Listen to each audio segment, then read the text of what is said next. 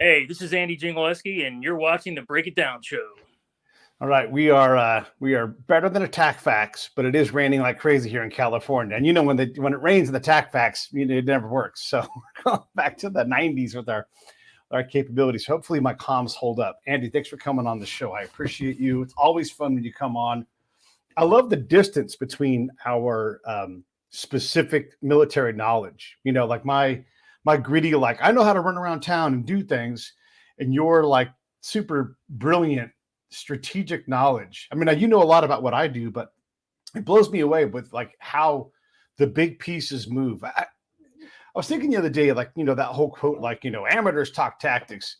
Yeah, if you want to lose, you don't talk about tactics.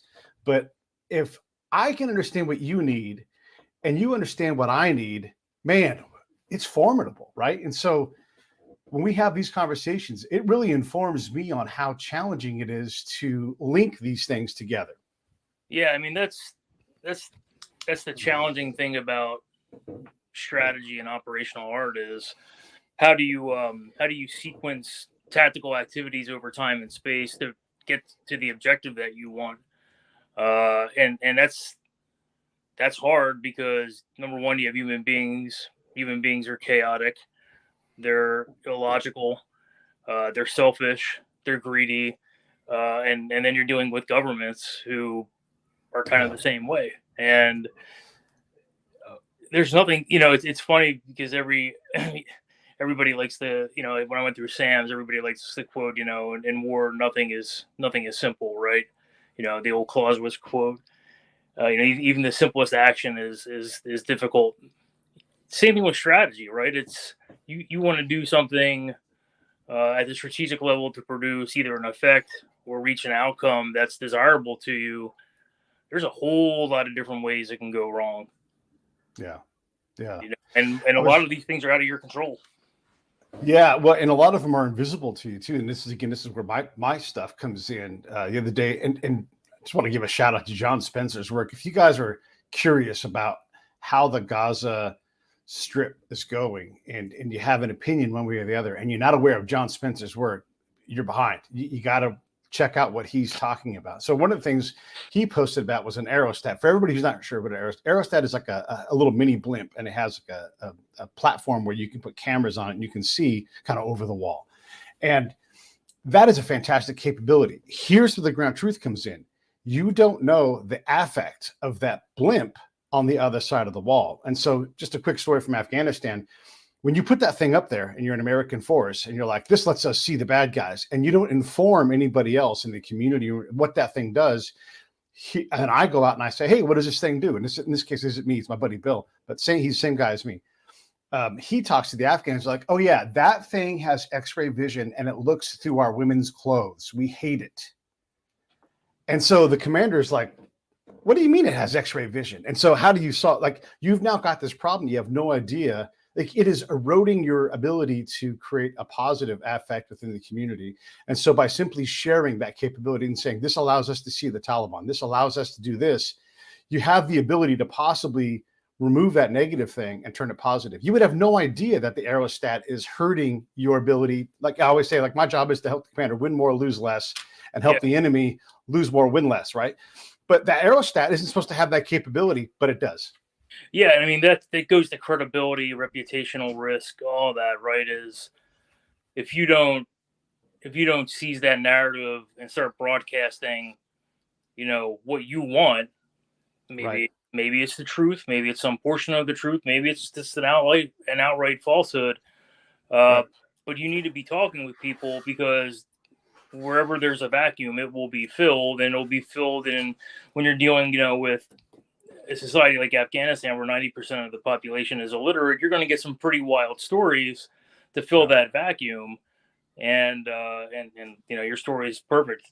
The vacuum was filled. It seems ridiculous to us, but guaranteed all the people around that base thought the dirigible had an X-ray vision capability, and they probably actually thought it was seen through their women's clothes. Yeah. I mean, it sounds outlandish, but I have no doubt that at least a large portion of that population actually believe that. Right. And so what's the solution? And again, I don't know, but some officers will be like, well, that's all classified. We can't show that to the Afghans. Then the commander goes, voila, not classified anymore. Bring them into the talk and show it to them. Anytime they want, they can come in and look at it. Open access. And if you do use transparency, at least now you can measure the effect. Yeah. I'm using the A, right? Because what really is going on there? Like, I've seen the feed. It's a camera. It isn't that big of a deal, And so if you show them. What's the old saying? Sunlight is the best disinfectant. Yeah.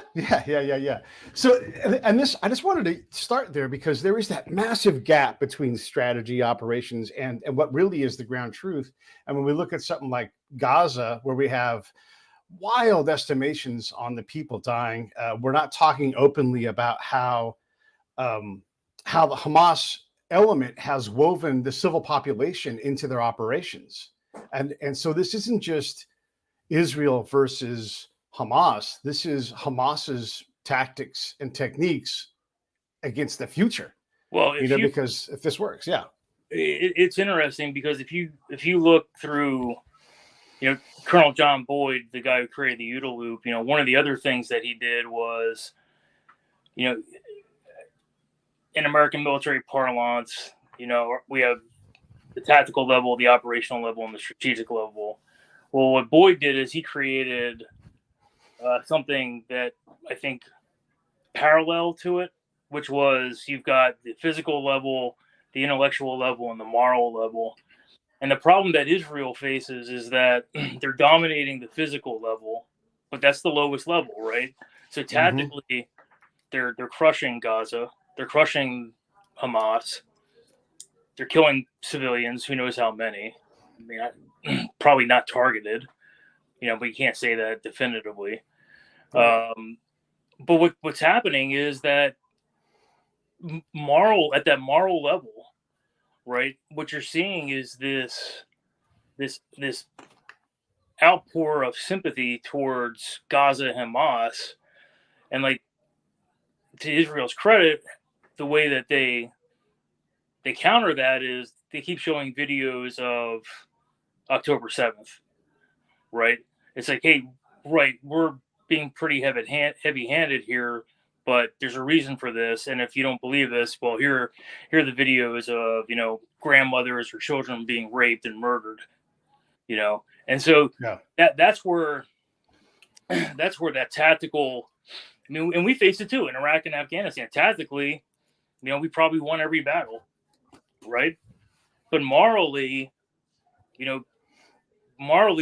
not so much in Afghanistan, more so in Iraq because of the specious nature that we invaded Iraq. You're going to have opposition because of your actions at the moral level, right? And that's where I think this is the tension that Israel has to face. Now, saying all what I just said, I don't think Netanyahu gives a rat's ass about that, right? I mean, I think if you ask me today, hey, what do you think Netanyahu's strategy is? Is like, I think his strategy is he's going to eradicate Hamas, and he's going to flood the tunnels with water, all that he can, so they're unusable. He's going to potentially seize Gaza and make it part of Israel again. We'll find out about that in the long run. Right. But I think from Netanyahu's a dead man walking already politically. Of October 7th, and this happening on his watch. So he's got a limited amount of time before the inquiry start and the investigation start, and why did this happen, and eventually it's all going to come out, and it's you're the leader of the country. It's going to point to you in some way or fashion. So I think what he's saying is, look, I'm going to sacrifice my political career, potentially my freedom if they send me to jail. But Israel will win because we're not going to have to worry about Hamas in our backyard anymore. Now, again, there's these series of counterbalances. Is like, are they going to be winning at that tactical, even operational level? But at the strategic and moral level, the question is how many other countries have you alienated in the process? And what is the opportunity cost because you've alienated all those? Because that was the thing, right? It's so fascinating, right? It's like, the Israelis and the Saudis were pretty darn close to signing pretty close an agreement for Saudi Arabia to recognize Israel. And if you read some of the news stories that have come out over the last few months, basically the leaders of Jordan, the leaders of Saudi Arabia, the leaders of Qatar, the UAE, they're all saying the same thing, which is go ahead and eradicate Hamas, right? Because Hamas is as big of a problem to them in different ways than it is to Israel, right? So it's just fascinating because, again, there's nothing simple about this. And actually, there's, if that actually is Netanyahu's strategy, he's going to sacrifice himself to basically give that freedom of maneuver for Israel to eradicate Hamas. That's pretty amazing. Like that is unbelievable in many ways. Like, but I don't know. Like, and the problem is like, okay, here's the other problem too, is like they're becoming more bellicose towards Hezbollah in southern Lebanon, right? So if they expand the war there, Hezbollah is a much different beast than Hamas. And so we'll see where this all goes. I mean, but Israel is a tiny country. It's only got so much capacity and capability, and they can probably finish mopping up the Gaza Strip with very little difficulty. But then the real question is, okay, what happens afterwards? What happens with the political settlement? Does Gaza even still exist? Are the Palestinians basically, pushed out of the Gaza Strip, right? Do they ethnically cleanse the Gaza Strip and push them into the West Bank? Because none of the other countries want the Palestinians.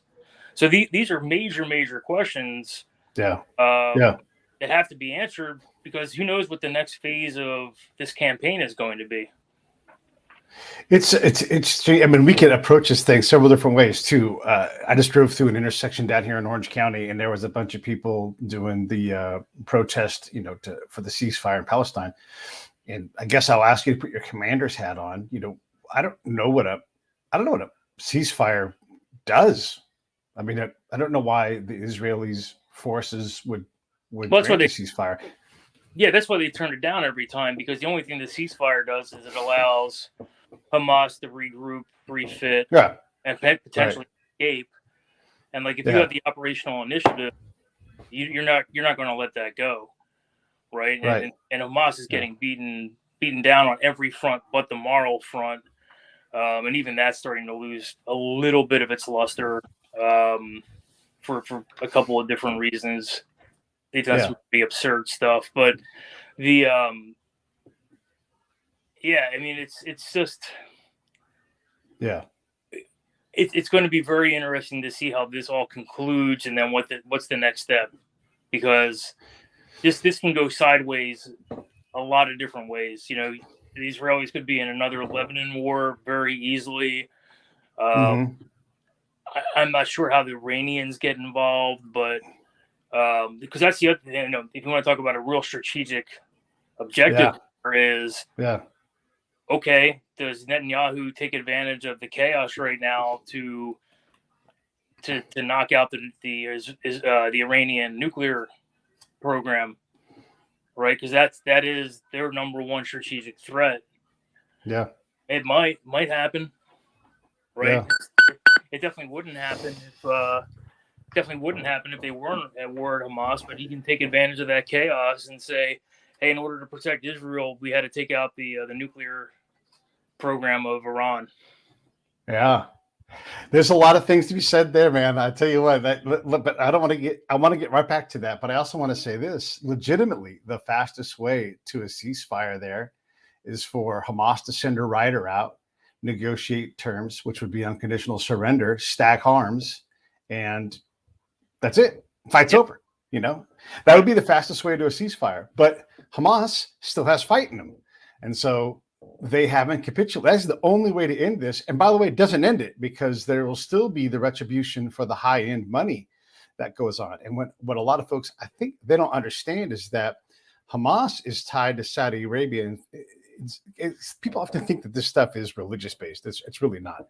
So Hamas folks are really the wrong religion to be working with Iran. And so somehow Iran has this influence. Right.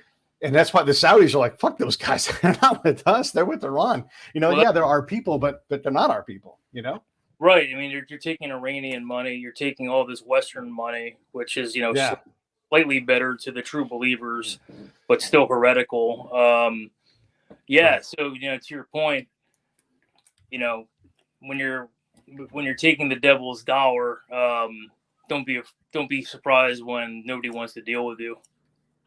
Yeah. Yeah. And then extending this out. Okay. So we deal with Hamas and all the things that you discussed earlier when UAE is like, hey, we still want to work with, because UAE, Saudis, Jordan, they all want to work with the innovating leader, that Israeli business front, because there's also that economic power that Israel is, and these countries want to go forward, right?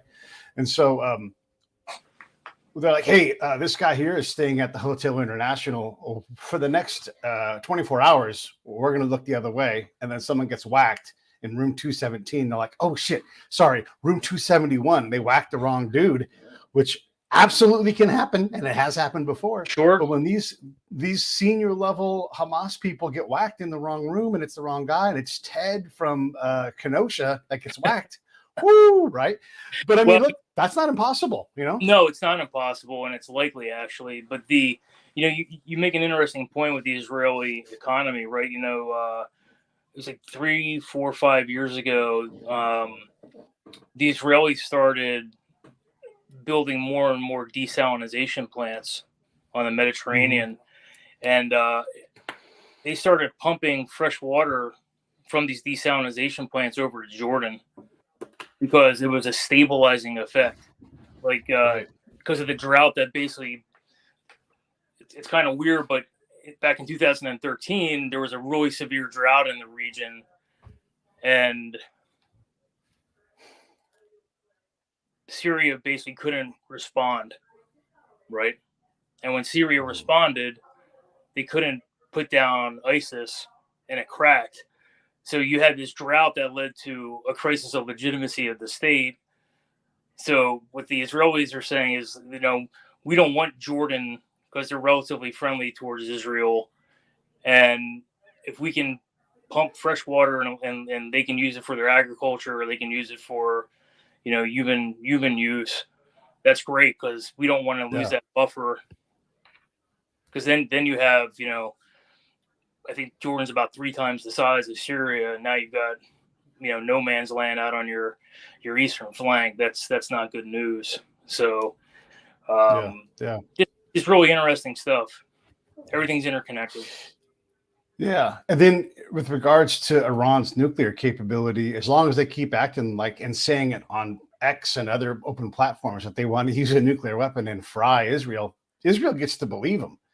And whether they do it directly or indirectly, they can attack certain parts of their infrastructure and take out, either through electronic means or explosive means, take out elements of the puzzle that they need, right? And maybe they, and look, we have an election coming up, so it could be anybody, Well, and the Israelis have a nuclear arsenal of their own, right? And if you want to play that game, the Israelis will certainly play it and probably outmatch you, right? Because they've got different capabilities.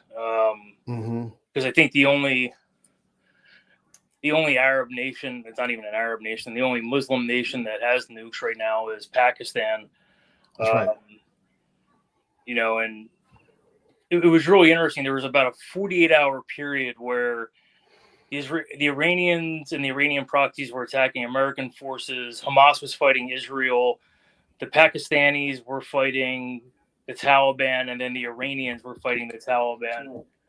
It was really funny. It was like you had these skirmishes on the border in Afghanistan, and it's kind of like, what one CIA officer said about the Iran-Iraq war. This is the type of war where you want to see both sides lose.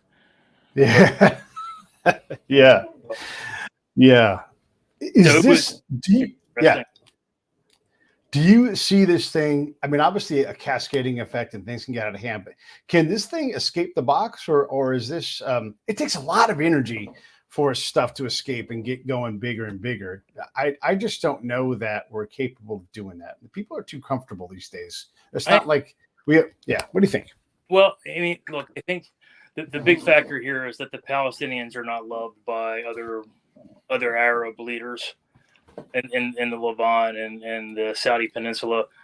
And that's going to give Israel about all the freedom they can handle, which is why you haven't seen more. You've heard, some public protesting and some, governments protesting publicly, but behind closed doors, from what I've seen, is, they're basically saying, go ahead and wipe them out.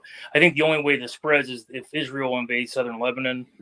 That's going to be a problem. And then if Israel strikes Iran and goes after their nuclear program, or vice versa, the Iranians try to expand this, which they've already have, right? I mean, I don't think anybody on their strategic bingo card had the Houthis firing ballistic missiles at Israel this year, right? Yeah. And that's actually a huge strategic effect. Like probably the biggest strategic effect worldwide out of the Israel-Hamas war is the shutdown of the Red Sea and the shipping lanes. Yeah, that's crazy. Because normally all the shipping lanes are really left alone. Also the Bosporus lane being opened up to American ships to come in militarily also is pretty interesting as well. But I don't want to skip up to Ukraine yet. But go ahead. You thank the United States Navy for that. I mean, the United States Navy has kept freedom of navigation open for the last 70, 80 years, right? And even things like over the last 20 years, you'd have like an occasional pirate attack off of Somalia. The Navy would go in there and just absolutely slaughter the Somalis that were doing that, because it's like, look, nobody's going to screw with intercontinental trade, right? And the U.S. Navy was the force that allowed that to happen. That's why I think our response is very tepid in Yemen. It's like, can we do something else here? Because you really want to keep those sea lines of communication open, because it's super expensive. Like, and what's going to happen is, Dick and Jane American and Brit and Frenchman and people in China, people in Korea, people in Australia, all the normal folks are going to be paying more for stuff because the shipping lines are going to increase their costs, because guess what? I got to go sail around the Cape of Good Horn in South Africa now. To get into the Indian Ocean instead of taking the shortcut through the Mediterranean and the Red Sea into the Indian Ocean. It's so when the Ukraine war first started, you have to ask the obvious questions if you're in my line of work. And I'm like, so we don't care about the war that's going on in Yemen, but we care about the one in Ukraine, right? And like, oh, we don't care about the Yemen war. It's not important to us, right? But the second stuff that's getting shipped gets more expensive, everybody's like, oh, fuck those Yemen people, kill them, because I got to have my chew. I don't know if you remember the great chew shortage in Afghanistan in 2012, but we couldn't get chips and chew. And it's like, oh, fuck no. We will not tolerate this. It was, I'm not lying, everybody. It was chips and chew. We were losing our minds and shit had to change. I remember that. I do remember at one point in time, that's funny. I remember at one point in time in 2011 in Afghanistan, we were getting bottled water out of, Qatar and UAE. We weren't getting bottled water anymore, so we ended up getting bottled water for about a week and a half out of Mazar-e Sharif. And people are like, ooh, man. Yeah, it was 2011 too, when there was like a trucking strike or something, and we lost our minds. And this goes to the overall point of like our shipping worldwide is massively successful. It just works. And so any hitch in that, and we are willing to murder people. Like, oh, those people have to die. And it's just crazy how. You have that, which is the immediate effect, right? Is like, stuff is going to go up. Yeah. For everybody in the world, basically, because the increased shipping costs. But there's strategic things at play here, like oil, natural gas, Right. raw commodities out of Africa for the Chinese. Yeah.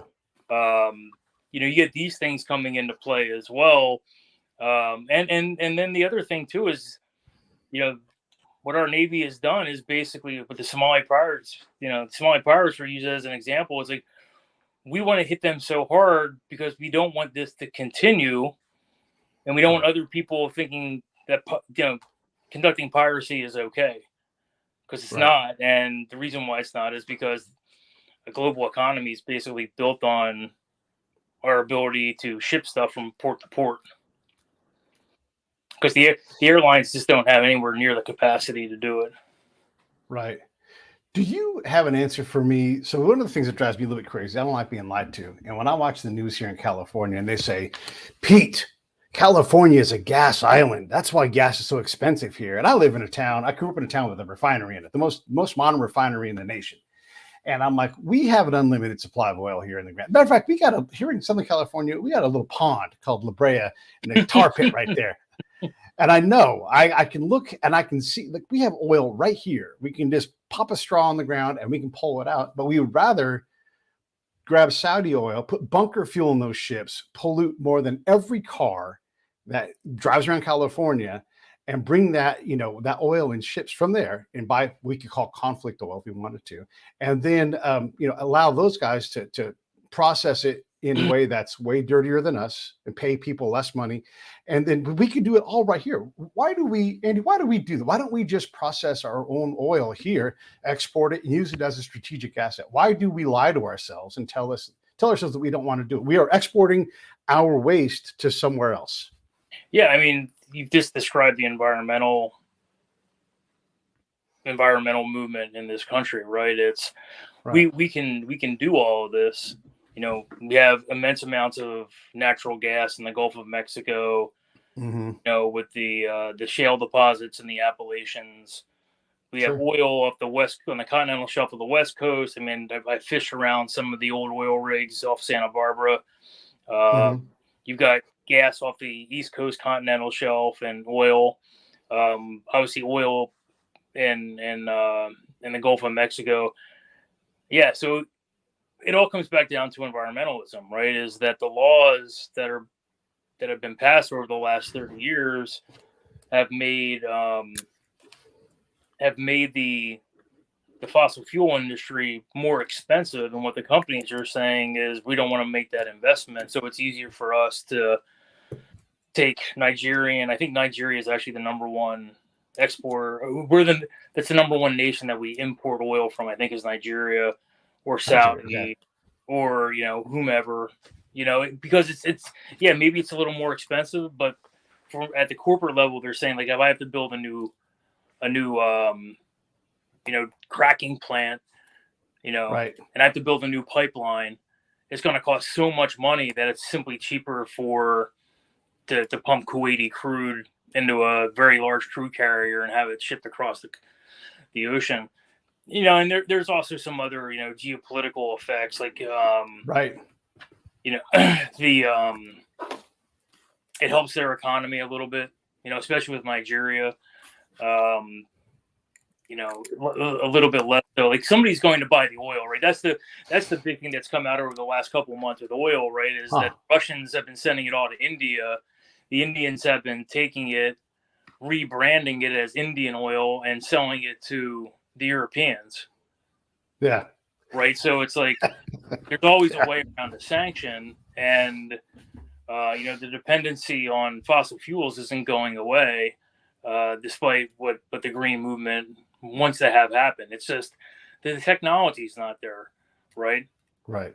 It's and then the thousands of other products like bitumen. Like, what are you going to do to replace that? Right. There's no and all the plastics that come out of petroleum cracking and other types. Butane, propane, all the waste gases that are produced by cracking. Well, they're not waste gases; they're used for other purposes. Kerosene, diesel fuel, et cetera, et cetera, et cetera. Like, it's nothing else on the planet that is like petroleum. Like, it can be used for it's a miracle. Things.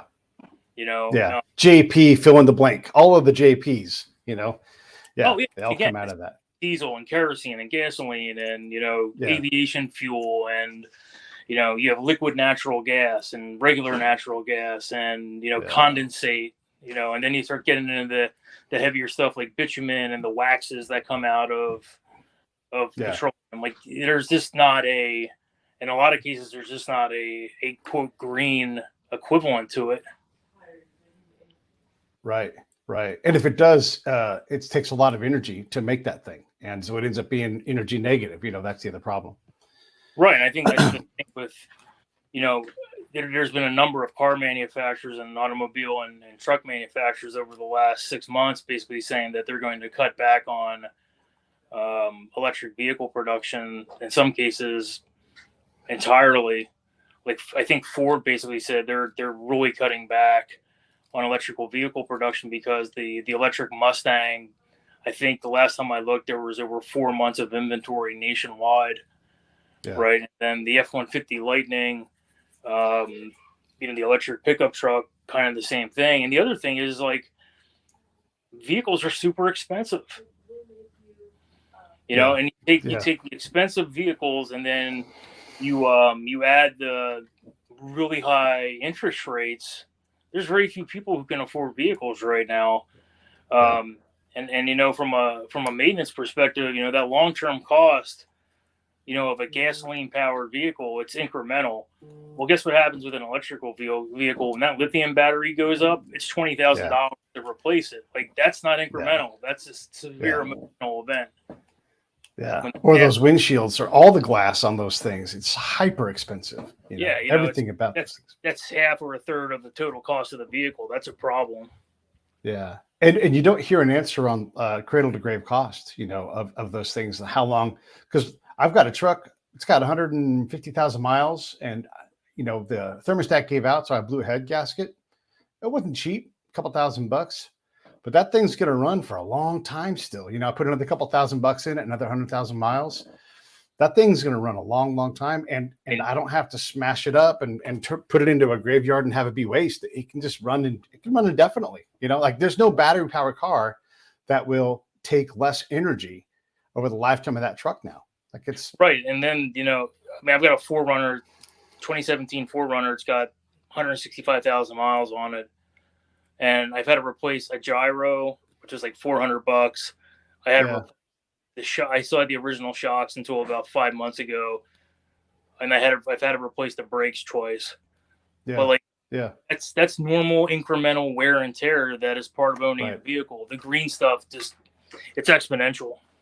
Yeah. And the weight of those cars on the road too, they're heavy, Yeah. And that's not even talking about the cost that it takes to get the stuff out of the ground. Yeah. I'm not sure if you saw, but there were 2 major lithium discoveries in the United States last year. There was one up on the California-Oregon border. Yeah. In an old volcano called Ther, and there was another one about a month ago out by the Salton Sea. And I was commenting to a friend. It's like, well, they're both kind of sort of in California, so good luck getting that out of the ground. Yeah, we won't like that. Yeah, it's a funny thing, and this goes to the overall strategy stuff. So we'll stay here in California, but and I love my home state, right? But part of our problem is that because we're primarily not diversified when it comes to political, we cleave into left-leaning diversity, and so you have infighting on the left side of the political spectrum, so that we actually become a conservative state where you can't do things like build aquifers or do things that you might do because there'll be infighting and lawsuits, and so nothing changes, and so you ossify as a state in terms of progress, and so you reject progress. It's a crazy concept. No, I think you're exactly right. I mean, it becomes a closed system. Like, I've been watching the weather out in California for the last few days, and it's like, hey, why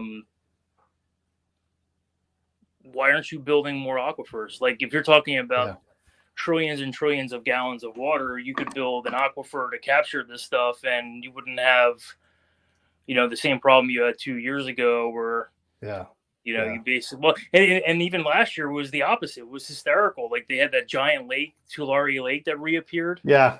Yeah. Right? Zombie lake. Right. And that's probably again this year based upon the weather patterns, right? Yeah. Yeah. So yeah, it's going to refill. It is. Yeah, and it's like, build more aquifers. Build No. dam. I'm not a fan of dams, especially in the West, just because I'm a fisherman. Yeah. Really damage salmon populations. But like dams actually are pretty helpful because you can store water, number one, and number two, you can create electricity, which is relatively clean. Yeah, the other thing is because we know our patterns out here. Once we get finished with this Pineapple Express, that's going to take a lot of heat out of the ocean, and we'll probably see some drought coming up. Because that's just sort of how the cycle works, and we'll be in the spot like we will wish we. I mean, you can see the LA River just chugging water out to the ocean. Yeah, that was crazy. That was crazy, and all of it's going for naught, right? That's the thing. Yeah. They haven't. I don't think the politicians in California have really understood, or maybe they do understand it, and they're operating on a different level than I am. But it's like water is a commodity in places where you have droughts and you have limited rainfall. Well, so it doesn't matter. We can't change it. We can't change it. We're ossified. You can change it, but it's not. Yeah. The pain hasn't gotten bad enough for you to change it, because it's the same thing as Israel, right? It's like the Israelis have a problem, the Jordanians have a problem, the Syrians have a problem with fresh water, because it all basically is coming from either the Jordan River or the Tigris and Euphrates, and out of Turkey through Syria into Jordan down into Iraq. Okay, build desalinization plants. Like, I know there's a couple desalinization plants down in Orange County, but it's like, if you want to solve that problem, build desalinization plants in California. You got the Pacific Ocean. I have my hand raised. I swear to God, this is true. We have a thing called Owens Lake, and for a long time, so we drained it to. And I think Chinatown is kind of based upon this whole thing, and it's east of our Sierra, and we just wackoed it to bring water down to Southern California, and it became just the Dust Bowl, and it was polluting the entire nation with all this alkali and all this bad stuff. And so one of our solutions was we built this gigantic, and it's got to be $1 billion project, a gigantic sprinkler system. And I mean, like, go to Home Depot and get PVC pipe, and above ground, just put it on top, and just across the desert, right? Middle of the day. And so, like, there's some dude in an F-150 who drives around, and he's like, yep, every day he's just fixing leaks. I mean, you can imagine what this looks like on a grand multi-mile scale. It's just this ridiculous thing. You could, and I'm not an engineer, we'll have to ask Xander or somebody else about this. You could just take some of this and just dump fire hoses in the water and just get it over the mountain and just dump it right back. And we've been trying to fill this lake for years. And here's this multi-trillion-dollar storm. You got to do it all in one day, but you could just. We're trying to refill this thing forever, and it's just we're so like, it's hard to run any state, and this state is geographically so diverse. I'm making something very hard seem like it's very simple, and it's not. But we have all these things. We just refuse to get out of our own way and think of progressive ideas. Well, again, the pain hasn't been bad enough, and one of the one of the things that's really interesting about California during the drought that I found out is, like, I think California is the #1 cotton producer in the United States. Yeah, we're the #1 producer of almost everything. Yeah, but it blew my mind, right? It's like, you don't think of California as being a cotton producer. You think that down in the deep South, and it's like, well, how almonds and cotton and nut trees in general are extraordinarily water thirsty. So it's alfalfa. Right. It's kind of like, look, you could actually do some things here, like not grow cotton in California, but you have vested interest in the cotton industry in California has been around since, I think, the 1850s. And that's right. It's probably a multi-billion-dollar business, and that's not going to happen. It's not. We have. Oh my gosh. Let's get out of California. Yeah. So let's go back. Let's go back into conflict. What else strategically is interesting? We can go to Ukraine if you want to, or we can certainly stay in the Mideast because it's hot. What are your thoughts in general? Yeah. It's interesting right now because you have crises all over the place, right? You've got the Mexican border crisis, largely self-inflicted. You've got the China-Taiwan crisis. North Korea has been very bellicose over the last 6 months. Yeah, rice too, exactly. You've got the Iran, Afghanistan, Pakistan crisis. You've got Ukraine and Russia, obviously. It's pretty interesting because you have all these crises popping up near simultaneously, and the thing that's running all of this, the worldwide economy, really still hasn't recovered from COVID, and the Chinese housing market is collapsing in a big way, and there's so much money that was invested by the normal Joe and Josephine in China into their housing market that a lot of these places are worthless now. So it's interesting if that's going to be a contagion and spread to the larger economic market, because we're piling up debt at unbelievable amounts of debt in an extraordinarily quick period, and the effects of this are just going to be terrible, because at some point we're going to pay the man, right? At some point, none of these politicians are going to touch this until a crisis happens, right? Because you listen to Nikki Haley, and she says, well, 65 is too young to retire. Really? Well, the reason why she's saying that is because Social Security and Medicare are the two big drivers of expenditure by the government. Right. And if you do something like push this back from 65 to 70, retirement age or Social Security benefits, and again, it wouldn't be like you and I, it would be for the people coming in on the workforce at 18, you can extend it out a little bit longer. But that's a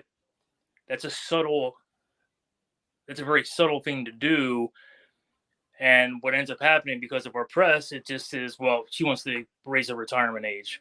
Well, there's reasons for that. It's not being done just because, they want to do it. It's because you have a real crisis coming in the next 15 to 20 years with Social Security and Medicare, because the boomers are aging rapidly. They're an extremely large population.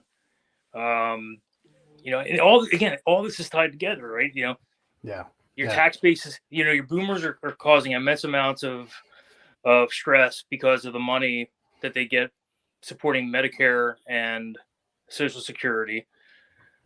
You have small demographic generations after that with Gen X, Gen Z, Millennial. You have, which means your tax base is getting smaller, right? So that leads to this, quote, bipartisan nonsense on the southwestern border, when you have millions of people over the last 20 years allowed to get into the country and not doing it properly. It's at some point, I guess my point with all of this is there's all these crises that are occurring near simultaneously. And I think we've been very lucky that these crises haven't gotten out of control. Our luck is going to run out at some point. Something's going to happen. Scope back historically. I mean, this is what always happens, right? We're always like, this is the worst time ever, right? And you got civil rights era. I'm sure those guys are like, this is the worst time ever. You go back to World War II, this is the worst time ever. Is this all that bad, or is this just how history runs? It runs hot and cold. Things will calm down. It's an interesting point. Are things bad? Relative, right? Right. Yeah. If you talk to somebody in the 16th century, they would look at us and be like, "Oh my God, everybody lives in palaces and look at you precious little babies with all your stuff." Yeah. Right. It's like, we're dying by the age of 35, and right. Yeah. You have modern dentistry, so you're not dying of infected teeth. I love when people make the argument like Babe Ruth couldn't hit today, and I'm like, if Aaron Judge was born in 1895, he's got a 1 in 4 chance of dying before he gets to 18. It's 100%. It's way harder. 100% right, and it's like it's a. There's a book called The Fourth Turning that argues that history is generational. Basically, it runs on about 100, and if I remember correctly, about 130-year cycle. Right. And you get to a point where the existing order basically collapses and something else comes out of it. Trump talked about this. His advisor Stephen Miller talked about this quite a bit. I think it was influential on them because then you have people like there's a blogger named Commander Salamander. He talks about a lot about the Navy, and he's pretty darn good. But he's been talking about the terrible 20s for the last 15 years. And like, if you take a look, the Great War period was certainly traumatic. You come out of World War I, you basically have about a 7-year period of boom time post-war, but it's not boom time for everybody. You have the rise of nihilism, fascism, communism in Europe. And then everything falls apart with the Great Depression, right? And now you see Nazi Germany emerge. Now you see the Soviet Union really emerge as world powers. So, like, are things bad now? Maybe. They're certainly tough. Like, it's tough when, inflation is absolutely being manipulated. Food prices have gone through the roof. So it's tougher, I think, for the average American than it was 5, 10, 15 years ago, for sure. But it can get a lot worse. It can get a hell of a lot worse. Like, COVID was bad, but it wasn't the Black Plague, which, killed half of Europe's population over a century. Like, if you actually take a look at the geopolitical impacts of the Black Plague in Europe, like, they end up going back into feudalism. Like, there were some minor democratic seeds that were being planted before the Black Plague. That all goes away. It's completely done with because you don't have the people. The people disappear. You lose half the population of Europe, for God's sake. And it can always get worse, and it can get worse in a lot of different ways. I think the issue is, like, through my lifetime, I was born in 1973. In my lifetime, we really haven't faced a truly existential crisis, right? COVID was certainly bad. The 2008 Depression was certainly bad. Before that, 1989 was a bad depression. But there hasn't been any 9/11 was, pinprick attacks by a terrorist group. We recovered from that eventually. But, like, we haven't faced a Great Depression where you're talking about a lost decade. We haven't faced a truly nasty pandemic with a bug that just eradicates, 10, 20, 30, 40, 50% of a population. And all the ripple effects that has with your economy and your political systems. And obviously I'm going out on a far end of the spectrum here but it's you got to put it in context, right? It's still relatively stable. The problem is there's so many things going on right now that one of these can, it's the Nassim Taleb's Black Swan, concept. Something's going to come out of left field that we haven't even thought about.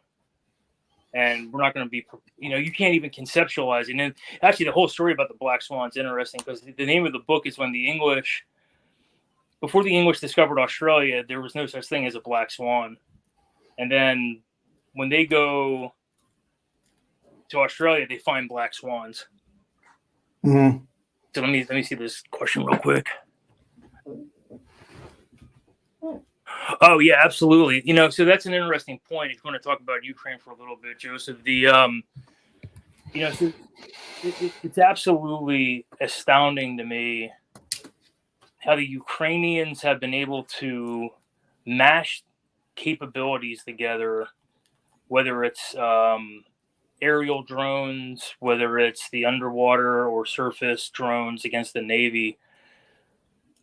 They actually haven't really had many strategic effects, right? They've produced propaganda victories. I think the biggest effect is operationally, like the Russian Black Sea Fleet is basically best case scenario neutralized. because so much of it has been destroyed. But that hasn't been a game changer strategically. And when they're launching these long range drone strikes into Russia proper, whether they hit an airfield, I think back in December, and blew up like 9 helicopters and a couple of Su-35s. They hit a couple weeks ago. They hit an oil refinery outside of St. Petersburg. They're impressive, but it doesn't really have a massive strategic effect because there's some resiliency in there. What's the definition of strategic effect? So if the Ukrainians wanted to have a strategic effect using their drones, they would hit like 7 or 8 power generation stations simultaneously and knock out power to an entire region. Or you would knock out 6 or 7 oil refineries or oil fields, or you would have a cyber attack that drops the electrical system or stops a dam from working. Because with those kind of attacks, they're political in nature, and the reason, and what I mean by that is they force the state to respond in some way. And when the state can't respond properly, again, going back to Syria and the drought, when the state can't respond properly, it creates tension within the country. And the Ukrainians just haven't been able to mask those effects properly. Like, throw out 400 drones at once, right? Attack some portion of the Russian economy, food warehouses, again, we talk about the oil and gas industry. The oil and gas industry, I think, is probably the most relevant because that's the bulk of Russia's foreign currency comes from oil and gas sales, right? I mean, a lot of that's in Siberia. It's probably outside the reach, but there's certainly things in southern Russia, and the Caucasus down by Sochi, and Baku, which is Azerbaijan, obviously, but that around that area that could be tagged. So that's the problem is, sinking the Moskva, great tactical victory. He sunk the flagship of the Black Sea Fleet. What does it really mean? Outside of propaganda victory, it's like the Moskva wasn't going to win the war for the Russians, and it wasn't going to lose the war for the Ukrainians, right? And Ukrainians have a huge problem. The Ukrainians are bleeding people, and 600,000 Ukrainians have left over the last 2 years. I don't know how they can continue to field forces in the field much longer. And I think politically in this country, I suspect that there's going to be, probably starting March, April, you're going to start seeing a very hard push to come to a peace settlement before our elections between Russia and Ukraine. Yeah, I don't know how you run a successful Democratic campaign saying more aid for Ukraine. I mean, against a Republican who's saying no way. It's going to be in a contested district. I don't know how you do that, right? That's going to be hard to do. Well, I think the Democrats made a bit of an error here trying to link all this together. Like, trying to link Israel and border security and Ukraine together is not a solid strategy. Right. You got to take these things for what they are, which is unique and separate. And the Republicans have kind of sort of figured that out. Like, there's enough Republicans in the House now that are saying these are all dead on arrival, that you got to come up with something that's actually more attractive. When you and I've seen a lot of conflict the last 20 plus years. When this current administration was voted in, this is not their first rodeo.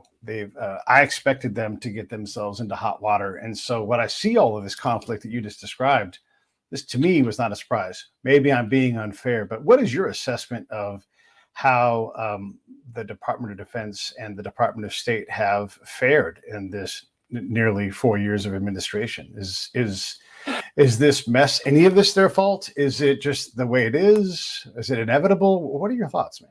Well, the enemy gets a vote, right? Of course. Yeah. Right. Yeah. A lot of this has been done by the adversary you know, if there's one complaint, it's that, you know, our deterrence measures have failed, right? You know, failed in Ukraine, Israel and Hamas. I mean, I don't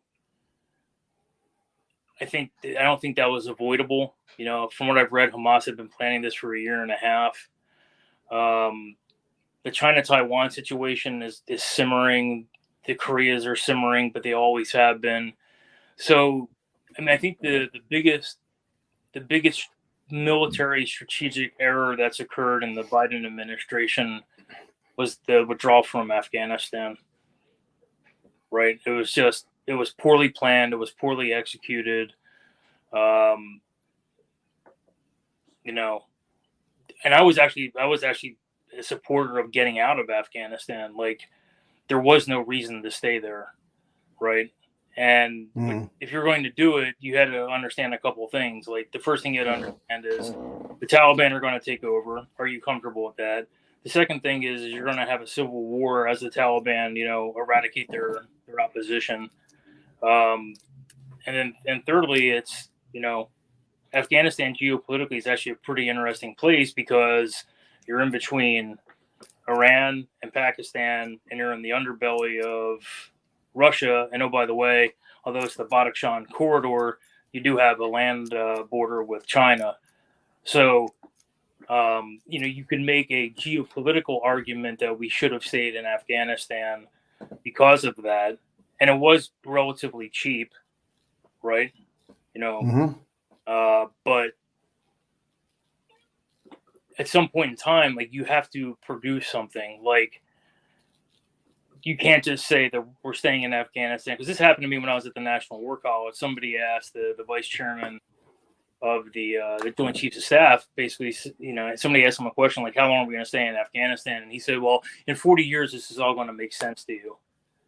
And that's a terrible answer, right? Like, I was extraordinarily disappointed in that answer. I'm like, sir, you know, you can't say that, because there are people who are dying today in Afghanistan, and like, if you don't stress why this is important, then people aren't going to back what you're doing.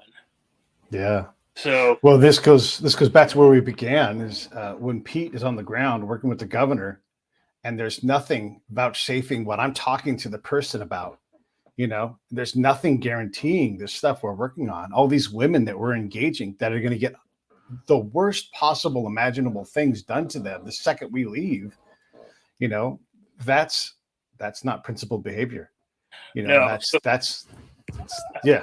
I need to throw my caveat in here. These are my personal beliefs. I think this does not represent the Department of Defense. Defense Security Cooperation Agency or Defense Security Cooperation University. This is me being a private citizen. You know, so it's yeah, I mean, and that's the thing. Like, you know, I'm working on some projects right now at my current job as an associate professor. Like, can I jump back in? I wanted to finish something that I was saying, and your caveat is, of course, like, we're talking to Andy and Pete, but when you were talking earlier about the failure of the state to be the state, this is one of our problems, is we weren't able to get the state to be the state in Afghanistan, right? We lied to ourselves. Yeah, I know you've talked about this also, but like, the state could not function, and we couldn't crack the code. And that's on us. I'm pointing to Pete. I'm pointing to the DOD. I'm pointing to the generals. I like to say that they're all over their career. We couldn't figure out how to make the state be the state. And And I mean, you don't get to stay and say indefinitely if you can't make the state be the state. Now I'm going to shut up and let you talk. No, I think I agree with that to an extent. I would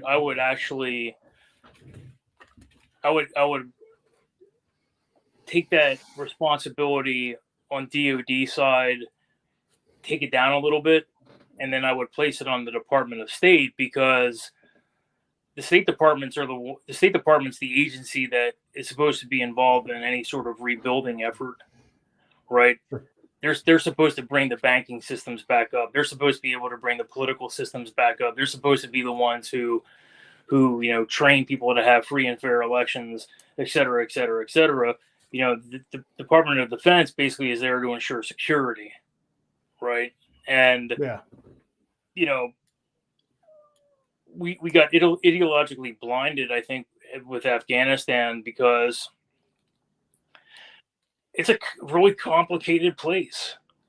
You know, the Pashtuns are over 50% of the population. Well, the Pashtuns are also the foundation of the Taliban.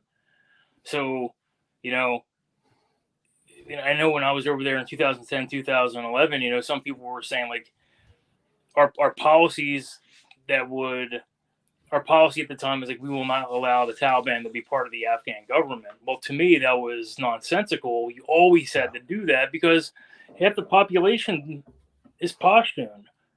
The right? farmers knew that. Yeah. So it was, you know, to your point, like, you know, the state has a responsibility to provide services to its citizens, whether that's security, whether that's potable water, whether that's fresh food, whether that's electricity generation and distribution. But the number one thing, you know, it's Maslow's hierarchy of needs. It's safety, right? And if you don't provide safety, then you've got a real problem. If you build a court system and you don't find any cases coming through it, you don't have a court system. And when you're 10 years in and you don't have rule of law as you designed it, you have to take a real hard look at yourself. And we were terrified to do that. We were cowards, right? And I'm just using rule of law. We can use any other system that we try to design. And that's where it does come in. And that's where it goes all the way back to that first part of this question is, you know, do the people that were in charge of this administration, how easily do they get off? If they can't handle these things, do I trust them to handle all of the things? And I don't. Yeah, that's you know, your political leanings are going to dictate on an individual level, you know, what you think. I'll just say that I think the administration so far has been lucky. Like, everything's still at a slow simmer. Everything's still sort of being controlled. And my fear is that between now and the election, and if we get into a second Biden administration, something's going to occur that we can't respond to properly, that is going to get out of control, and it's going to have real chaotic effects on some portion of our country, whether it's the economy, whether it's immigration, whether it's, you know, public safety. One of these things, it's going to rupture, you know, because we have a very small military now. Our army is the smallest it's been since before World War II. Yeah. You know? And there's a whole lot of us veterans too are like, my kid's not joining. Whole lot of us. Yeah, there's a lot of people saying that right now. And you know, and it's funny because a friend of mine and I have like this standing bet on when we get recalled from retired duty, and I think we both agree that it's going to be, you know, because we both retired June of 22, so I think we said by June of 25 we'll be back in uniform. So let's hope that's not the case. I hope so too. I don't want you to have to go back. Old fat guys don't belong in the military. I want to ask you about baseball because baseball's coming up, and we've talked a lot of strategy stuff, and we just got you back in the Army. So let's get away from that, man. So, what excites you about this next season coming up? What's interesting to you? Well, you know, you got to admire the Dodgers for basically spending, you know, basically the GDP of the United States fielding a team. You know, I look what he did with the contract, basically to screw the state of California over on taxes. Like, most of that's going to be paid out to him when he is no longer a resident of California. I will think that the state of California and Major League Baseball will quickly react to these kind of contracts and not let them occur in the future. And he's going to make plenty of money in the state of California while he's being a Japanese superstar model, and he's going to make so much money for the state of California. I promise we'll be fine. We'll get our cut. But you're right. It was just very interesting to read through that. But so the Dodgers, I think in the NL, the Dodgers and the Braves again. But he saved the Braves every year, and then my Phillies come and pop them in the playoffs. I'm a little bit disappointed in the Phillies this year. You know, they really haven't done a lot this offseason. It's basically the same team that they had last year. You know, they re-signed Nola, which is okay. We lost Rhys Hoskins. He went up to Milwaukee. You know, there's rumors still floating around we might go after Bellinger or Jordan Montgomery, the right-hander from from Texas. So Mhm. I think really it's. I think the Phils are a level below still. I still think it's Atlanta and Los Angeles in the NL. In the AL, it's still Houston until somebody Yeah. knocks Houston off, right? Yeah. No, I you're think, right. And they're good. I think the Padres are a non-factor now. I mean, I just Yeah. think that their financial situation in San Diego is so bad. Like this is the last year. I think after this year, they're going to have to start doing a fire sale. Yeah, it's interesting. They caught no breaks last year. They really, for whatever reason, underperformed. And the Phillies, it's interesting because they're so exciting. I wonder, I look a lot at the players themselves, and I see someone like Harper who is just so incredible. But as he and Trout get deeper into their 30s, I wonder what kind of players they're going to be. Like we see Mickey Mantle as this legend, right? But after about age 29, that he wasn't a reliable legend anymore. He has a lot of great years, but staying on the field was harder. And I don't know that these guys can do that. And so we're going to see all of these giant contracts get harder and harder and harder to justify. So I wonder about, all of these teams that have locked in these contracts and what's going to happen. And Ohtani, by the way, on his third elbow, Yeah, no, absolutely. And it's like the best thing that happened to Harper last year is him becoming a DH. Yeah. Right? Yeah. And yeah. if the but you're absolutely correct. Schwarber's not getting any younger. Harper's missed significant portions of the last two seasons. JT Realmuto is on his last legs. He may have a season or two left. Trey Turner is in his 30s. Castellanos is about 30. I'm not a huge Castellanos fan. He's way too streaky. Mm-hmm. And when you take a look at Nola's is in his 30s. I think Wheeler's 35. So who was the guy that went out of his head last year with the long hair? That guy was bananas. He just went nuts. Yeah.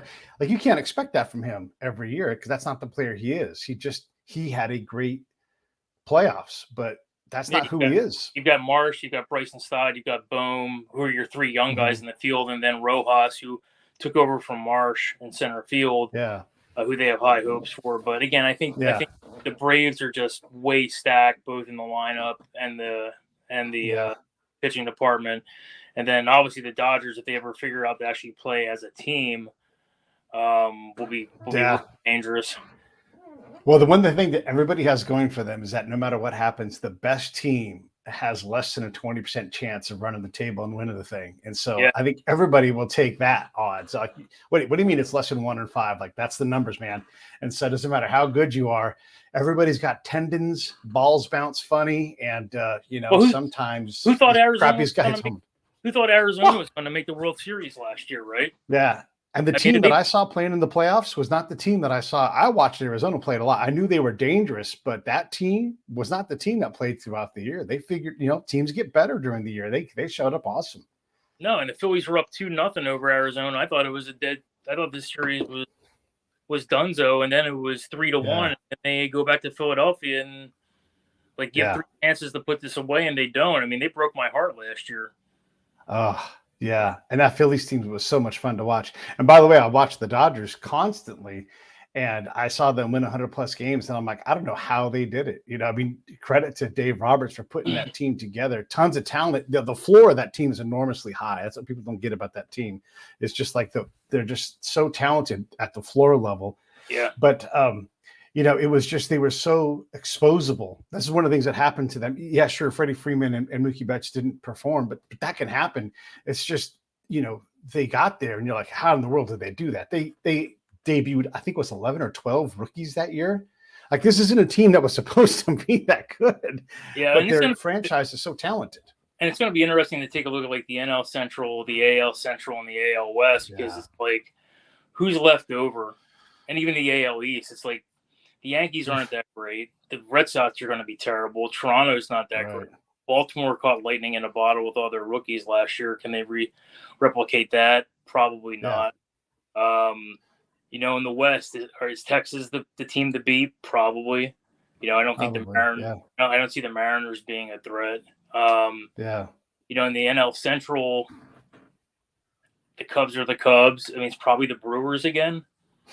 And then and the I Cardinals are always dangerous. Who knows? I can't even tell you who in the AL Central would come out of that mess. Yeah. Well, the Royals just signed that long-term contract with Witt Jr. And I'm like, what? Okay, all right. We're gonna see what happens. Yeah, the Twins seem pretty loaded. Maybe they get back. Yeah, they had a lot of misfortune last year. Yeah, it's going to be interesting. It's always fun to do. Any thoughts on the A's in Las Vegas? Because that seems to be just a mystery wrapped in a conundrum. You know, what do you think about that? Well, number one, I was heartbroken because I lived outside of Oakland for 4 years after I graduated from college and was a traditional guardsman. And whereabouts? And Walnut Creek in Concord. Okay. Yeah, and, nice. Going to an A's game was cheap. You get tickets in the lower bowl for like $20. 15, 20 rows off the field. I remember Chuck Knobloch hitting a home run about 500 feet dead center when I went to see the A's and the Yankees play. Yeah.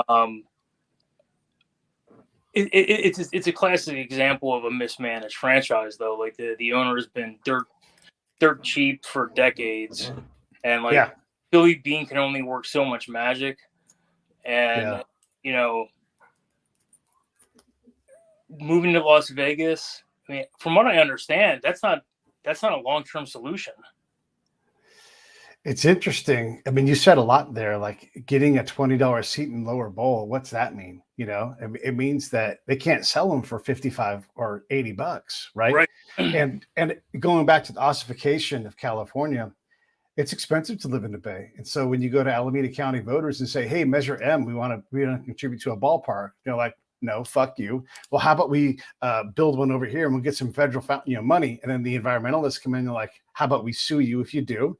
And so they're like, we don't know how to build one. And then the residents of Alameda County go, well, fuck that billionaire, have him build it himself. And he's like, you guys don't show up. Yeah, right. And so it's look, I'm not giving a pass to the billionaire. Let's understand that. But how do you make any money if you can't get anything done? And if you've ever been around the Coliseum, there used to be like a little race car fun track right there, right? That thing has been derelict for 20 plus years. No one can develop anything there. Yeah. I remember I wasn't at the game, but I remember watching it on TV where, I mean, that's an industrial area on both sides of the Coliseum. And there was a mattress warehouse that caught on fire.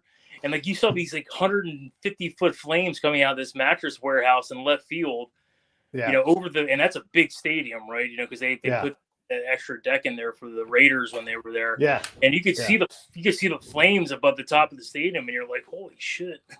Yeah. My dad used to work at the Transit Authority, which is like one big block over. And so I would, after the game, just walk over there and he'd take me home.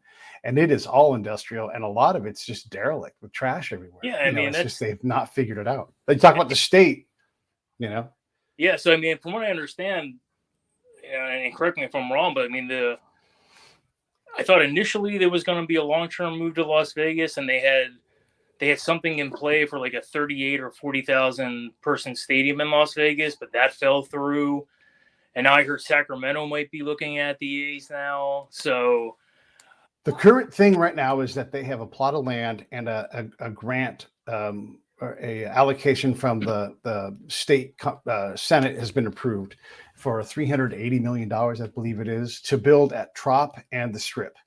And so where the Tropicana used to be, them and Bally's have a partnership, but it's only a 9-acre plot. And so they're trying to figure out how to make that tiny postage stamp work, which is about the size of the Twins plot, but there's some questions. It's not easily solved. And there's the Bally's Corporation isn't all that wealthy. And John Fisher, the current owner of the A's, is going to have to figure out how to get someone to partner. That said, you put a ballpark right there in the Strip. It is Vegas. They will be able to do incredible things there. They just have to get all of it figured out. How do you build it? Who funds it? But once they get it there, they can pack all kinds of things. Well, yeah, right. I mean, the beautiful thing about Las Vegas, we've seen this with the Raiders and also the Golden Knights in the NHL, is you have so many tourists coming in from around the country that people will go out to Las Vegas. Yeah. you're not going to Oakland Alameda County Coliseum to do anything but watch a baseball or football game, right? You're going to Las Vegas. You've got, Sin City there. You can do pretty much anything under the sun. Yeah. And in addition, go catch a football, basketball, hockey game, or baseball, hockey game, right? It's going to be interesting to see how that pans out. I mean, I think once they crack the code on the zoning and how to build out that plot of land, like you said, it could be a long-term solution, but I mean, it's kind of like it's interesting because a lot of states and a lot of cities do this. Is in DC when they built the National Stadium, like that was right on the Anacostia waterfront, and I remember because I have to drive by it every day going into work. Before that was built, like that whole area was very, very economically depressed and had been for decades. Right. And now it's like you've got the stadium down there. You've got you got Fort McNair, and then right outside Fort McNair, you've got the Audi soccer field for the DC United. Yep. And then there's driving past there today. This is actually interesting. They put a new bridge in over the Anacostia over the last 2 years, and then there's at least 2, 4. I think there's 6 to 8. Actually, it's more than that. When you go down South Capitol Street, there's probably 10 to 12 new high rises either under construction or finished construction in the last 5 years. Yeah. I mean, huge apartment blocks. I'm talking 20, 25 stories. Yeah. So they wanted to do that to revitalize that neighborhood. And, you have everything else that comes in behind it, Whole Foods and that sort of stuff, bars and restaurants. And it's worked.